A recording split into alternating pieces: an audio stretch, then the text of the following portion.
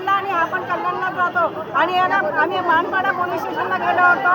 आमची केस घेतली नाही, सांगते त्याचा ड्रायव्हर आहे म्हणून आणि त्याला घेऊन पळून जातात आणि ते आणखीन सांगतात की तुम्ही लोक इकडे जा तिकडे जा कोर्टात जा. आम्ही कोर्टात गेलो, कोर्टात गेल्यानंतर त्याला जामीन भेटलेली आहे आणि त्यावेळेस आणि आम्हाला सांगतात तुमचे पैसे देऊ, पण अजून आमचे पैसे काही मिळालेले नाही. आता या लोकांचा व्हिडिओ बघून आम्ही पण समोर आले, आम्हाला पण आमचे पैसे मिळावे आमची एवढीच अपेक्षा आहे.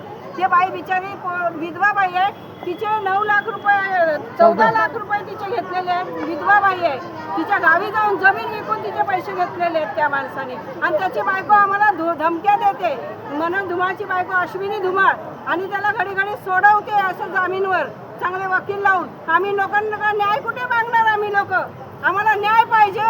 आम्ही एवढीच आमची अपेक्षा आहे की आमच्या सगळ्याच्या गरिबाचे पैसे यांनी द्यावं.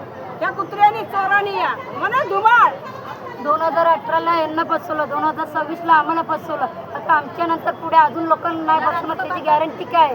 त्यामुळे त्याला बेल नाही भेटावी आणि आमच्या जेवढ्या लोकांचे रिकव्हरी ते पैसे रिकव्हर करून पाहिजे आम्हाला लोकांना. आमच्या नंतर अजून फसवणार नाही अशी गॅरंटी आम्हाला पाहिजे. हायकोर्टात केस आहे, मला बोलला पैसे देणार, त्याच्यावर तो सुटून परत तुमच्या लोकांना आता त्यांनी फसवलं. त्याचे धंदेच आहेत ते आणि त्याच्या बायकोचे पण.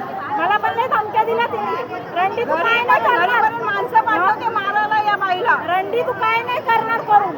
माझं काय उकळू शकत नाही पोलीस लोक. धुमा आणि मला धुमा आजूबाजूला सगळे खबरी ठेवते आणि बोलते पोलीस लोक माझ्या घरी येतात चहा पियायला. माझ्या खिशात आहे, तुम्ही लोक काय नाही करू शकत. माझं काही करू शकत नाही. आता भोगतोय तुझा नवरा, आता भोगणार आहे.